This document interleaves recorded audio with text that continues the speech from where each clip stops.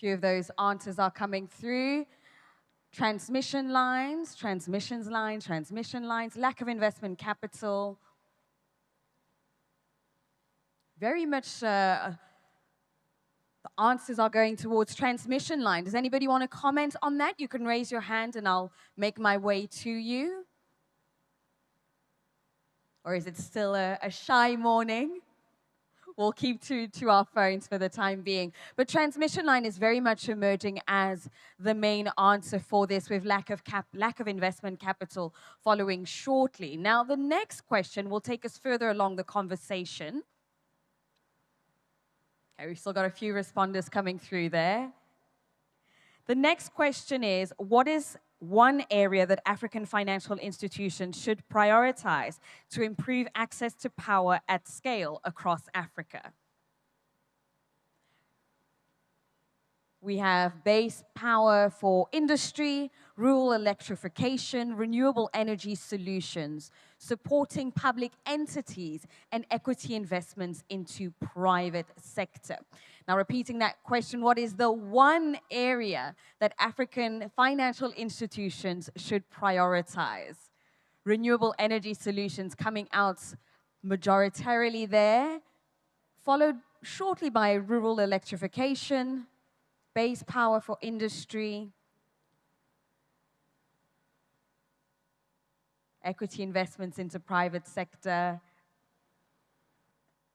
So renewable energy solutions are very much coming up onto this. We did talk yesterday about the role of gas, so I'm quite curious to see what our next conversation is going to bring forth. But without further ado, why don't we get into it? Our next session is titled Full Power, Scaling Grids, Securing Energy, and we'll look at how we can strengthen transmission, connect our power stations across borders, scale renewable energy, and build grids that can support Africa's next phase of growth. I'm delighted to welcome to stage Jay Katatumba, Senior Investment Director at Africa 50 Infrastructure Acceleration Fund, to lead us in this discussion. Ladies and gentlemen, a big round of applause.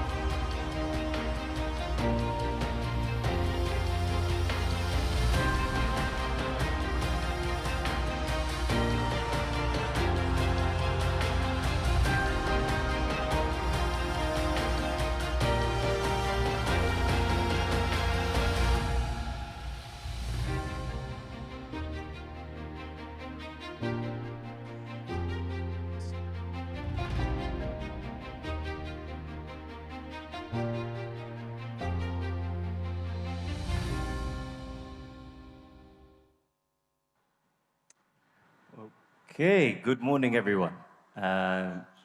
It is my pleasure to have such an esteemed panel to my left.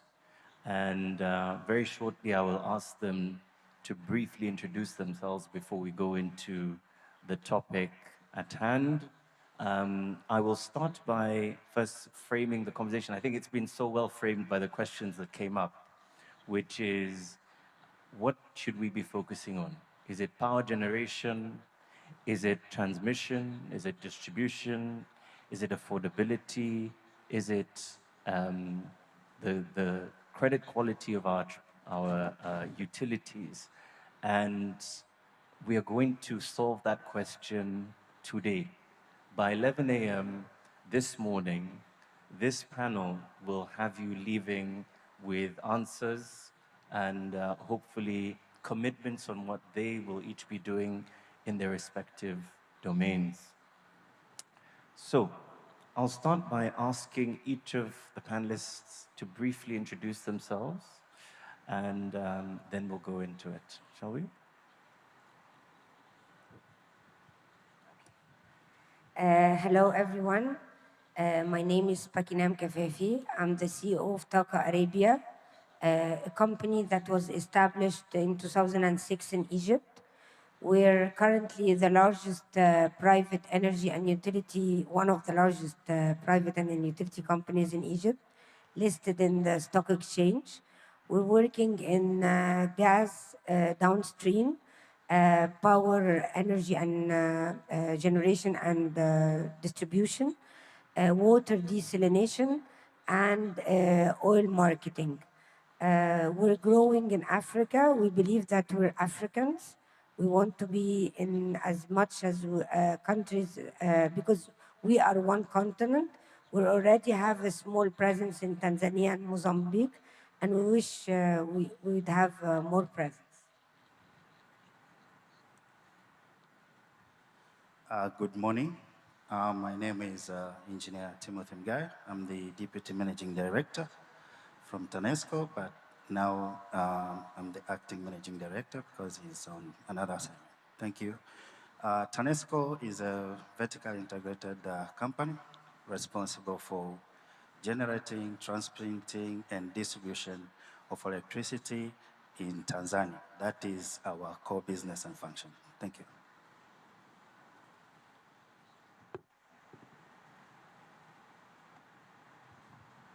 Good morning, everyone. Engineer Judith Naiga Sengendo. I work with the Electricity Regulatory Authority in Uganda as the Director Technical Regulation. Happy to be here. Thank you.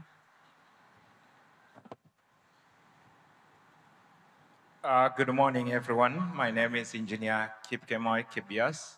I'm the MD and CEO for Kenya Electricity Transmission Company in Kenya, KETRACO. KETRACO was established in the year 2018 following the unbundling of the energy sector in Kenya that created different companies, including the transmission, distribution, and also generation company. So we are slightly above 18 years with a very good success story in implementation of transmission lines. Over those periods, we have been able to build lines spanning over 6,500 kilometers. We've also built 2 major interconnectors that support the East Africa power pool. And we also the first transmission company in Africa to sign a PPP for independent transmission lines. So we pride ourselves being the first to sign, and we shall see ourselves being in this field for quite some time.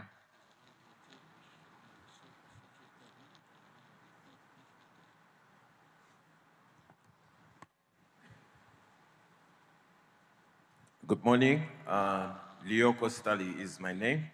I'm Director Transmission Operations and Trade from ZESCO, the national utility in Zambia. So it is a vertically integrated company as well, with generation, transmission, and distribution, all from one utility. Thank you. Good morning, everyone. Steve Diwa is my name, Executive Director of the Southern African Power Pool. That is a regional organization that was established in 1995 within the Southern African Development Community.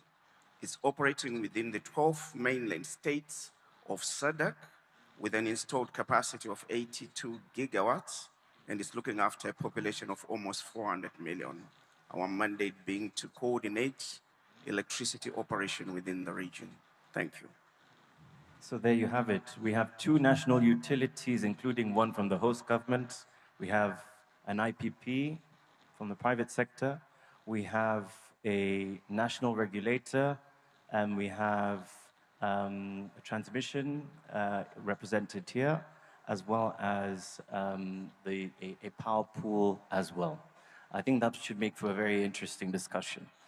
So to start with, I think I might ask Timothy to talk a little bit. We must come to our host government. I think that's where we should start. So we ask Timothy, please, to help us to frame the constraints that you are seeing here in Tanzania with respect to what we should be focusing on?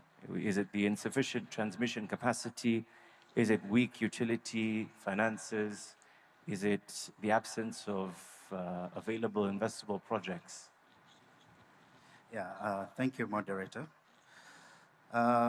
Looking to those three aspects, when you look them closely, they are closely interrelated. When you say the weak utility finances, but when you say the bankable projects, and also the insufficient transmission system capacity. If you go back into the history in Africa, just a decade, most of the African countries have been investing heavily on the generation capacity, while investing on transmission capacity with the transmission lines that are evacuating power from the constructed generation capacity.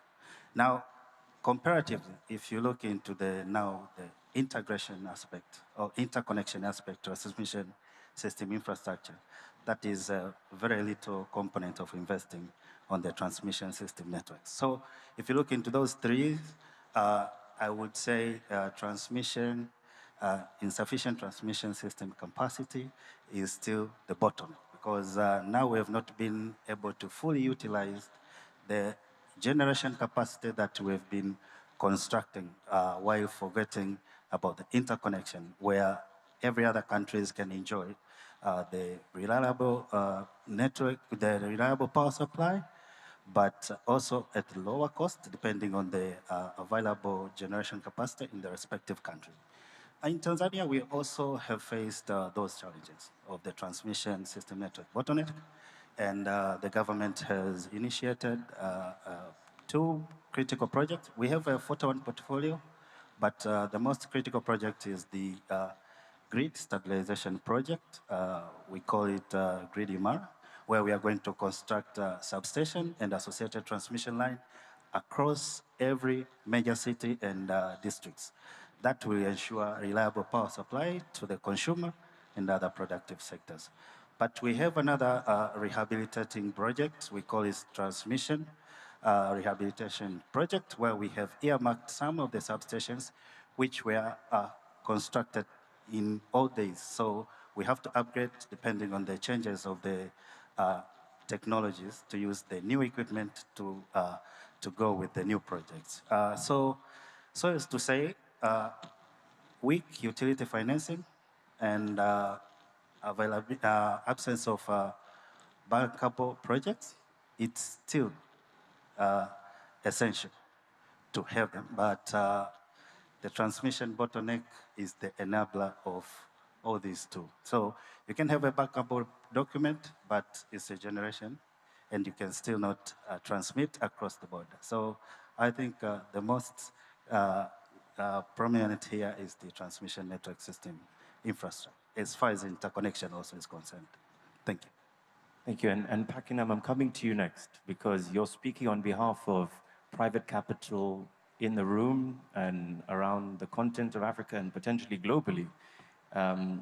Which constraint is most damaging to Africa's power systems out of the three that we've been discussing? That's first of all, that's a big responsibility to represent all. The quick answer is yes. Everybody knows the answer. It was there. And my colleague here was mentioning that the three are connected. And in a way, all of them are connected, but the real opportunity is to strengthen the bankability. In order to do that, I need to go backward. So if we're having a quick answer, yes, transmission and distribution is the bottleneck. But if we go further deep, what do we miss? What do we have? What we have is we have a lot of good resources, and most of them are our God natural resources. We have the gas, we have the sun and the wind. All the northern and the southern and the east have good wind. We have the sun for the solar. We have hydro. So resources, we have no problem. In order to have the generation, yes, we need a lot of power generation, yet we still have long. But in order to be able to make the power generation, you have to have the proper infrastructure to have to be able to have the efficiency, to be able to have the connection, to utilize the connection in where you generate and where you need. This is very important. Where do you generate? Where you need? So in order to be able to do this, I think, and this is a twist to the second question, I think the expediting would come from gas to power. So we need to have a good, strong gas grid infrastructure to be able to make the power. And I remember we were talking and we're seeing the map. It looks, يعني less than 10% of the continent have this infrastructure. And we have to have the infrastructure of the transmission. And this will happen when, to expedite, it will happen, each country can do its own transmission. And by a good framework and a good mobility to expedite things. But in order to expedite it in all Africa, I think the interconnection is the solution. And it has to be within a few countries together where they can do it fast. And having this, it will expedite everything. And we can see it in Egypt. Egypt have a good story in the infrastructure. The government started the infrastructure of the gas grid and the power grid and managed to put it in most of the country. And that made all the DFIs and all the companies, international companies or local companies, willing to invest to be able to get the offtake. Because people talk about energy and they don't understand how energy is focal. Without energy, no country will have a real development. Energy is like the lung in a body. I cannot breathe. If I cannot breathe, I will die. We need to have industries. We need to have agriculture. We need to have tourism. We have all the aspects in Africa to grow this. In order to grow it, we have to have the energy source for them. Nobody will build an industrial area without the first question they ask, where is the utilities? Where is the power? Where is the gas? So in order to be able to add value to countries, we have to do this. And this is, we did it in the 90s in the gas. And I think it's about time to do it, especially in the countries that have resources of gas. Thank you. And back to you, Timothy. You've recently doubled generation capacity here in Tanzania with the Julius Nyerere hydropower project, right? And as Pakinam has been discussing, you need power to breathe, but how do we get that power to where it needs to go? What's one reform in the next 24 months you'll be focused on? Yeah, thank you, moderator. In my perspective, the mainly reform we need now, as I've said earlier, we still have the transmission system network bottleneck, and these projects are needs a heavy investment, as you can see. So one of the reform is to attract now the private investors to come and invest in our transmission system network. And what do you need to do to attract that private capital? Yes, under the IPP modality. So we are now doing the initiatives under the PPP Center to regulate and have these, because to have attracting the private investors, first you will need the first institutional readiness, and that is TANESCO to be ready to do the private investment, but you need to have the bankable contractual framework. So now, these, both of them, we are working them parallel in liaison with the PPP Center and the Minister of Finance in creating those contractual documents, which will also include some of the accession agreements, but also the risk allocation framework. So we are working on that, and we don't want it to rush because we are on the early stages of involving the private sector on the transmission system network under the PPP. That's why we are taking a gradual approach of having some of the pilot projects, which will give us now the learning process, refining our implementation framework so that we reach from the single transactions or the few projects, pilot projects, to the other programs now. Thank you. Thank you. Thank you so much, Timothy. And Pakinam, you've heard a little bit on what government is doing here in Tanzania, but what must governments and regulators put in place for transmission PPPs and independent power transmission projects to move from pilot into repeatable procurement programs? Before I answer this question, I want to say, because we always ask, what do you want from the government? What do you want from the private sector? It's a trio game. I think each part, the government has a role, DFIs and financial institutions have a role, private sector have a role. Each one of us has to have his own role and to do it carefully. And in order the framework to be successful, all of us has to work together. Means sharing and co-directing the things.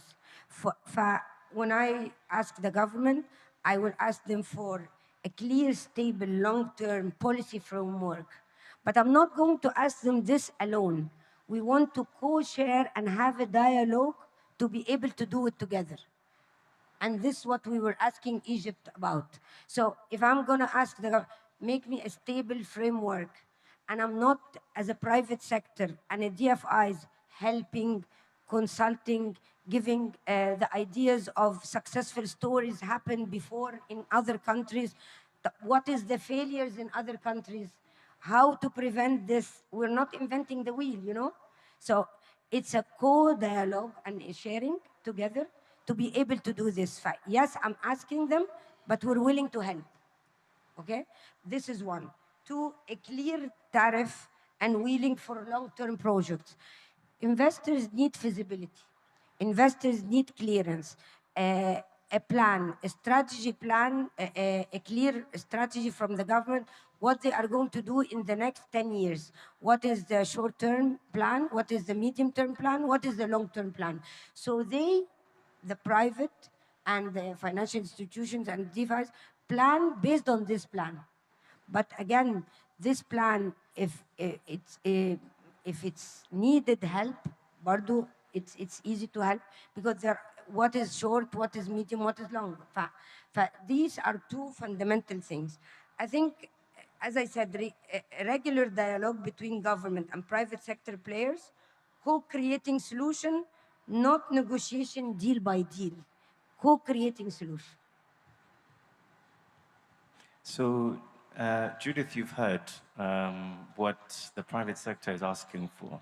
And from your position, Judith, as the Director of Technical Regulation at ERA in Uganda, do you agree? Do you agree that governments and regulators should be indeed focusing on sharing, ideas with the private sector, focusing on long-term tariffs and visibility, and all of the things that Pakinam has said? Thank you. I didn't really talk about ERA, the Electricity Authority. So let me recover my few minutes from the previous introductions. The Electricity Authority is a regulator established under the Electricity Act of 1999. So ERA became effective in 2000. And duty is to license generation, transmission, distribution, export, import of electricity. We set tariffs, we set laws and regulations, and we set rates and charges. So as a regulator, we have come a long way on the continent of Africa. ERA has performed and has stood out. So when I hear from the private developer of what is required to translate projects from just concepts to real projects with support from the regulator and from the government. I talk from experience that we have seen it as a country by coming and forging the right policies and regulations. We have seen that our projects are actually translating from concepts to real projects. Talking about transmission in Uganda, as everybody maybe across the continent of Africa, we have deregularized generation and distribution, but transmission remains an asset of government and funding comes from government. But when you have a government budget, there are so many competing priorities. That's where private capital comes in. Because we're already locked in, we have a law that has assigned government to take care of transmission. We had to amend the Electricity Act and allowed private participation into transmission as well. So just to try and provide some insights on what is it that regulators can do, and we have done is to provide a stable and clear regulatory framework, and that is what a private developer is looking at. We have also developed project pipelines through the Grid Development Plan. When we talk about a clear and a regulatory framework, what do I mean? When we established the independent power transmission, we went through a process. Of course, we had to determine what PPP framework would be most suitable for introducing a transmission. We looked at privatization, we looked at all grid concessions, merchants, and we end up with the IPT. Why? Because IPT allows the developer to compete and bring the money other than the other form of PPPs that require that tariff to front us. So we looked at a number of things, that term of the concession, coverage, revenue requirements, incentives, and access, and whether it can also be applied on existing networks as well as the new. So I'm happy to report that on the continent of Africa, we have broken the ceiling and were able to license the first IPT project in Uganda. Groundbreaking was on 2nd of July, 2026.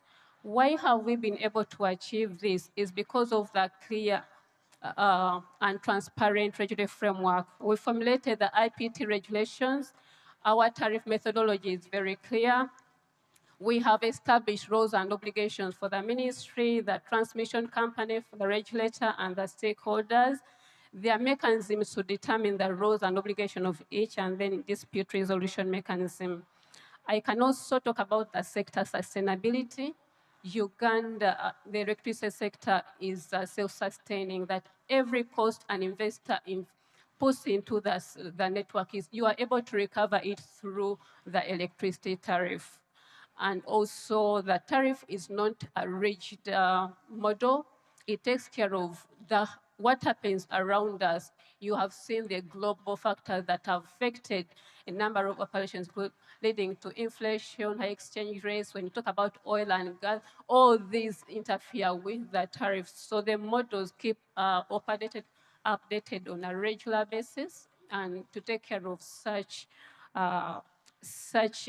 occurrences, which gives confidence to the investor in Uganda. Thank you. Thank you, Judith. And we might stay with you for a second. There's one thing that you said, though, which I can see Raghu in the room nodding his head when you said the first IPP transmission PPP in Africa, and Raghu is also competing for that same acclaim.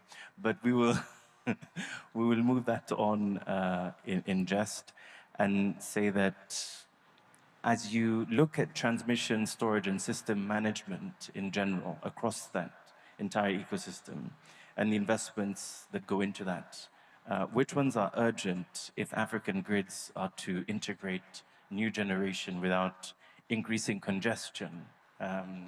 So if you can please just comment on that a little bit. When you look at transmission and storage and technology, I think we have kind of shifted. We all know how to get power onto the grid, but we do not want grid nuisance. You want your grid to be as stable as possible. As we keep embracing large sums of renewable energy, we have to think about the grid and how stable our grid will remain. So BESS comes in as a good alternative because it provides fast frequency responses. It is also able to support voltage and absorb the excess energy when it's not needed and then release at the point when it is required. But we also have to think about, other than the support, we are looking at affordability. Whereas the cost of solar keeps going down, the cost of BESS is still up. So how do we integrate this BESS and balance the cost, you know? We also have to think about the contracting mechanism. How do we contract BESS? Do we concession it? Do we allow the existing developers to integrate BESS? How do we best bring it on the market to solve the problem that we have? And do we contract it long term or short term? Yes, so we have to explore, just like we do for the thermals. Can they just come for the season that we need them, and then they go? We have noticed in the past that the existing grid with the big generations and whichever technology you are using provide the inertia for the entire system to keep it stable. So when you bring in intermittent supplies, you compromise on that. So it has to be backed up by the grid. And in Uganda, we have found such. We have embraced the solar and all that, but we've reached a point where the reserves are being, spinning reserve is being maxed out. So what that means that going forward, we're looking at even solar that comes with BESS to make sure that the system does not compensate for your solars or for your wind, but you are able to self-support your system even as you integrate. But I still think that we have to work so much with the transmission infrastructure, because if power is generated and not transmitted, then it will not provide a significant change. Yes, and also if a developers put money in a project and there's no power, then what benefit is that project cannot be recovered under normal circumstances. So those are my thoughts. Thank you. So, Engineer Kibias, what had to change institutionally and contractually to make transmission PPP investable in Kenya? And what remains to be proven through implementation? Thank you, Jay. Allow me to just take us back to the poll that we've just had. And I agree 100% that the most critical and significant consequential part of the ecosystem of the power system is the transmission line. And we draw a lot of examples locally here. Tanzania recently has done a lot to up the generation with huge hydro capacity in Julius Nyerere. But still, they experience power issues in the northern side, including Arusha and the environs, just because of insufficient transmission. Kenya, as an example, the coastal town has really suffered over the years because we have geothermal fields in central Kenya, but not adequate transmission to the coast. That was resolved when we did a power line to a transmission line to the coastal town. Coming to the question, Jay, I would like to repeat and say that KETRACO, as I said in my introduction, was the first transmission company in this continent to sign a PPP project agreement, and we did none other than the African 50 as our private investor. And that one, I'm also proud to say I'm the one who signed that contract. It comes with some pride as you do it. But what happened after is another story that we shall mention of what you said. But it came at a cost. We really celebrated this milestone because it came with a huge cost.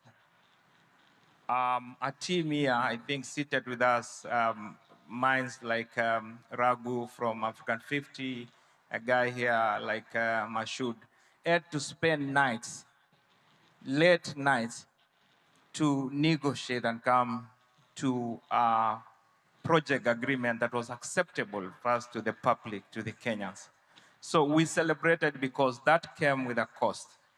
It is good to mention that this process of this first PIP was initiated in 2018 and signed in December 2025. You can see those years. But it came at a cost because of two major things. There were no proper institutional framework. There were no proper contractual framework. And we had nowhere to refer with, especially in Kenya and also in this continent of Africa. So what changed to make it possible? And I can say the acceleration came later in this journey from 2018 to 2024. And what changed institutionally was that there were change in governance. First, Kitrako realized the need for a PPP policy within the company. There was also a significant boost to the process when the PPP Act was enacted in the year 2021. That is in in December 2021. This one repealed an earlier act that was existing in 2013 that was not meant for power lines. It mainly favored generation that time. So after that, there was momentum that was built because of that confidence in, first of all, enacting, and that improved governance. There are also the issues of multi-agency coordination. We realized that this thing was not just between the private investor and the contracting authority. It had the support of the government. The national treasury was very key, and also the PPP directorate that came in to support. And also other institutions, including the regulator, Infra, and also the distribution utility company. So all those, when we realized that we need them, the momentum was built. Contractually, what we learned is that there should be a serious balance of risk allocation, because what private investors want is security. They want assurance. You know that these projects move through different political system.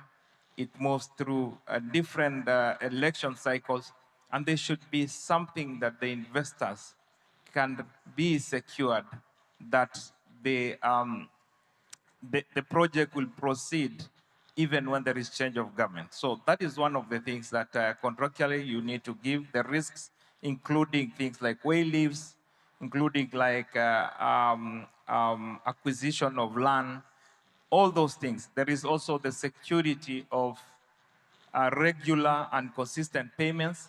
And that is what might have been overlooked during our project agreement, because now, as our lady here was talking about groundbreaking in July, it's unfortunate that as the first people to sign, we are not yet there to do groundbreaking because of some issues that investors want confident, including transmission system, transmission service payment agreements that now should be done by another third party apart from the contracting authority and the private investor. Finally, you ask about what next. What should be done?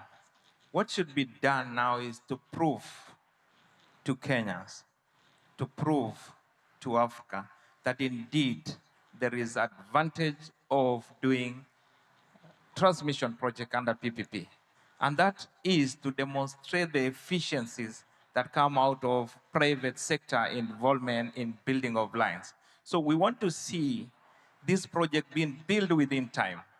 We want this project having no cost overruns because it is run by private companies where decision making is faster. So the biggest role that comes next is mainly to African 50 to prove to Africa that indeed private investment in transmission lines can have significant advantage, including saving of time and delivering projects which are bankable within the project timelines. Thank you. Okay, no pressure to Moshood and the team, Raghu and Kanyaru and others to have that pressure to prove. But you've said so much. You've talked about negotiating from 2018 and signing in 2025. You talked about drafting a PPP policy framework at the same time as negotiating an individual transaction deal, including changes of government. You mentioned all of these things, and it's the perfect storm for a project to be delayed. Now that this project PPP has been signed, what would make the second and third transmission PPP faster and cheaper? And what lessons, more importantly, can be learned here in Tanzania or in Zambia or in other markets, from what has happened in Kenya? Thank you. Jay, first I would like to say that given the future outlook of transmission systems in Kenya, we shall heavily rely on PPP to meet our transmission master plan. It is good to mention that KETRACO requires an average of 250 million USD every year for the next 20 years to meet the requirement in their transmission master plan. The fiscal space is so thin that we cannot continue depending on concessional loans, but now to look deeply into PPPs. One, I would like to say that after the lesson learned in the first PPP, we've made some changes that will significantly improve the speed in which we incorporate new PPPs. One, the first thing we learned is that in the first place, for public confidence, for public assurance, we needed to introduce some level of competition. And currently we have two fronts that we've already started and they are progressing very well. One, we have had a PIP that has been proposed by 3 bidders that will compete on a total of 4 projects. Each of them gave their own proposal, and now we are in the stage of incorporating they are being analyzed by our team to see the viability of it. So that first of all introduces some level of competition. The third class of projects we have done are the solicited PPPs, which already we have gone out to ask anybody who can compete for those projects. The third thing we have done, Jay, is that we've introduced now a transaction advisor. We realize that there is that big gap of experience, and we have brought in a transition advisor to help us on the viability of this project and the initial stages of vetting this project. That I can tell you is that the next projects that will come in line in Kenya will be much faster and easier. So the lessons that we need to learn is that you need to have a reference, you have to have a benchmark, you have to have somebody also to hold your hands. Our greatest support was the experience that African 50 came. As much as they were on the other side of the table negotiating, they had some kind of reference that could help us make some of those decisions. So we need somebody to work together with, and a transaction advisor is one of the key support that you require. Thank you very much for that. So, Lioko, let's come to you to provide the utility and system operator lens here. And I'll ask you the same question that I asked Judith about what transmission storage and system management investments are most urgent if African grids are to integrate new generation without increasing congestion? And more importantly, how do we then move from that to cross-border interconnection? Thank you so much, moderator. So I think with introduction of new generation, mostly coming from the renewable energy side, I think on the transmission end, we need to increase capacity on the backbone. So that's inland. For you to be able to absorb that new generation that's coming on board, you need to increase the capacity on the transmission backbone. And also the interconnectors. Remember, this power that you produce will probably need to also cross the borders. So those interconnectors, the capacity needs to be increased. So as you increase the inland capacity, remember that these flows that will flow through your network will probably go into another utility across the border on the other side. So we need to ensure that we have enough capacity for these flows. Once we interconnect, because now we're going towards interconnecting the Southern African power pool and the Eastern African power pool. What it means is that we'll have a market that stretches from Cape to Cairo. And if we have that market stretching from Cape to Cairo, there's need to have spare capacity to be able to transmit power that will be coming from Cape to get to Cairo. But if you haven't done your homework within your utility and your backbone is weak, then that becomes the bottleneck. So the investment has to go into increasing the capacity on the backbone inland and on the borders as well. So that is the first level that we have to do. With the increased generation, we need to be able to push it in. And we also need to be able to trade across the border, so increase the capacity on the interconnectors. That's the first part. Then the storage systems, now that we're bringing in renewable energy, we need utility scale batteries. So during day periods that we have excess energy from the renewable energy, we should be able to push it to the batteries and avoid curtailment. So these batteries will also help us save on the water resource. So if you're running a hybrid of hydro and solar, you'll be able to reduce generation on the hydro. Or if you have pumped storage, you'll be able to use that excess energy from the renewable energies to be able to pump the water. And that saves the primary energy that you need for generation. So the batteries will be very important to help us during peak hour and also short-term balancing. So the batteries, large-scale utility batteries, lithium ions will be able to help us on the system. And the pumped storage that I talked about, that's also one system that will be able to help us save this energy. And in terms of the management tools, we need to have smart grids. So we need to ensure that all our flows are monitored in real time and be able to detect the congestion. We also need advanced tools for forecasting. Now that we have the renewable energy, we need to be able to accurately forecast that generation and to help us plan on how much energy we need to store on our dams, and also the forecasting tools for the load. We need accurate tools that will help us forecast the load as well. So in terms of tools, we need advanced tools to be able to do that. Also the market tools. Remember, you'll be part of a bigger market. So you need the tools from the integrated market, either the SAP and EAP, just for you to be able to trade. So you need those tools to be available for you to do that trade. And beyond that, knowing that all this will be running on systems, I think cybersecurity will be a big issue. Just for us to avoid interruption, we need to invest in cybersecurity tools. Thank you so much. It's a small comment. First of all, everything you said is completely right. And I think in the previous panel, we heard the team, they were moving with the idea of scalable.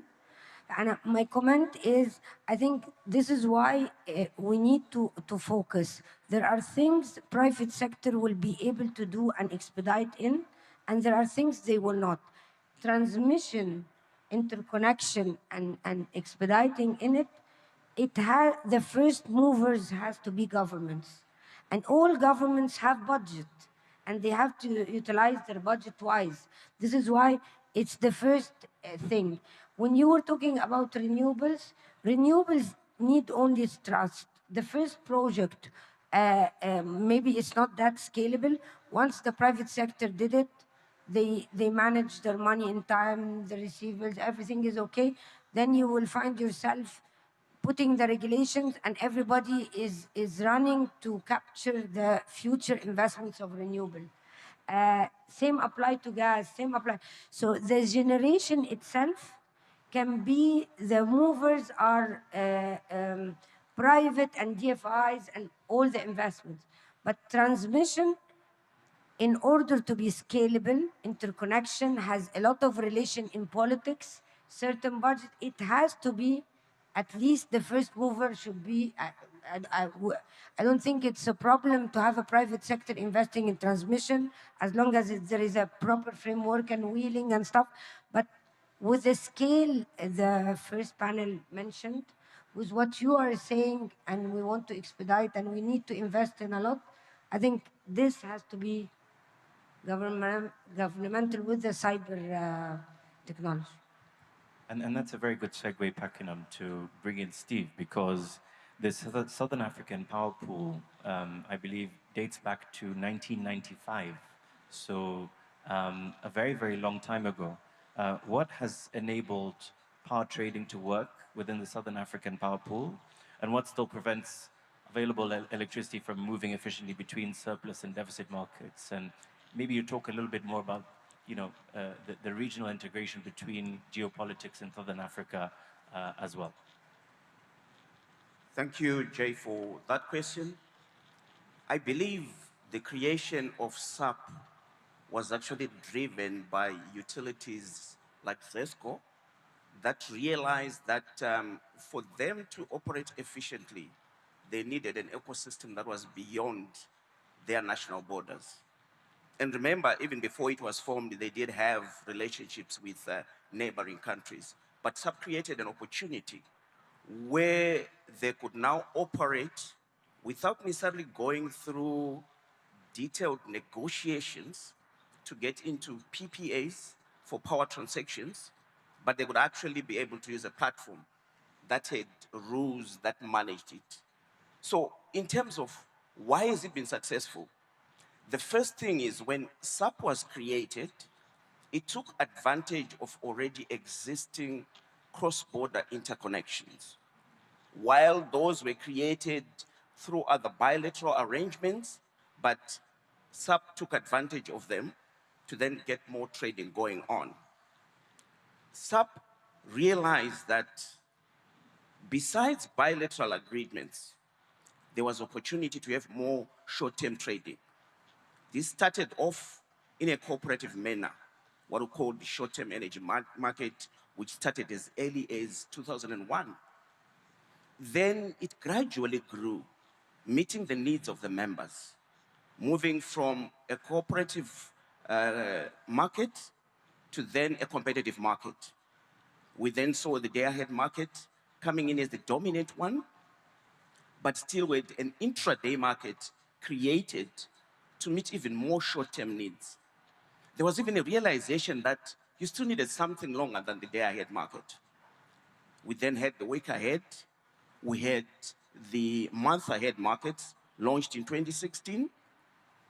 But we still realized that the market could be utilized to look at closer to real-time needs of the utilities. Hence, the balancing market was launched in 2022.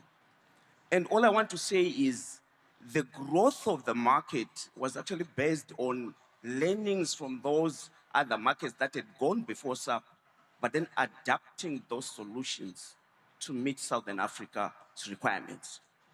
This was on the bedrock of clear procedures for system operations, ensuring that the whole interconnected system from a technical point of view was well managed and well supervised. When the market was created, it was also important to ensure that there's transparency on the market. Hence, SAP created a market surveillance unit that monitors what happens, ensures that there's fair play, and ensures that where there's a need, penalties can even be introduced to make sure that the players keep to the rules. The rules themselves were devised in such a way that they are clear, they are transparent. SAP created proper procedures for market clearance, also ensured that there is actually no default as far as the operations of the market are concerned by ensuring that there's adequate collateral whenever trading is happening. And as a result, the volumes have grown over the years. But you ask the question, why is it that there seems to be limits to trading going on? And looking at the poll that was done just before we came on stage, it pointed to transmission. And I can tell you that the operation of the sub-market has also revealed that transmission is creating bottlenecks, where you see that part of the volume that is actually merged during the market cannot be traded because there's inadequate transmission. Despite that, there's a proper methodology around transmission capacity allocation. There's a proper methodology around congestion management, but physically, we need more transmission assets. Thank you. Thank you. And I'm just going to ask two last questions to both of you as we wrap. I think one is with respect to Lyoko. I want to come back to you. And it's, are utilities genuinely ready to provide open access and wheel third-party power? Or is wheeling still seen as a threat to utility revenue? Thank you. So, yes, some utilities still see it as a threat, but we need to look at the good that it comes with. First of all, we talked about the weak balance sheet for the main utilities. So if these main utilities have a weak balance sheet, so it means that it will be difficult to invest in any project. So that's why we need to open up the sector. So what does this open access actually do? It brings in non-discriminatory and transparent process of accessing the network. It also gives a chance to independent power producers not to be committed to the off-taker, the sole off-taker, who is the main utility with a bad balance sheet. So that takes away that aspect. And in this moment that we need more generation on the system, open access is a way to get that more generation, because it will allow these independent power producers to have direct access to the demand, to the load. So you can have direct agreements between the generator and the load without the off-taker being involved. And you have an independent system operator that will come in with the open access, that will run the system just to ensure that the process is transparent. Yeah, and maybe back to you, Steve. If I'm a private generator in Zambia or Zimbabwe or South Africa, how easy is it today to sell across several jurisdictions, and what is the single biggest obstacle? Thank you for that question, Jay. It's very easy. You know, when SAP was established initially, it was targeting the power utilities. But because of the good political support that SAP operates within, the Ministers of Energy in 2006 revised the Intergovernmental Memorandum of Understanding to allow independent players to also become members of SAP. You know, as we speak now, SAP has 28 members.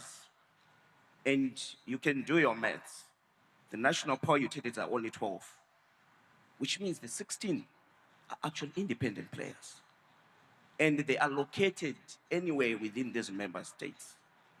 They are able to generate from where they are and be able to sell on the market. In fact, last year we had the first merchant plant commissioned to trade on the market.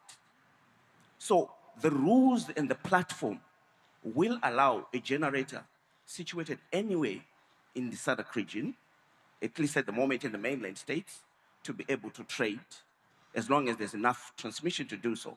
But the systems are in place to allow that to happen.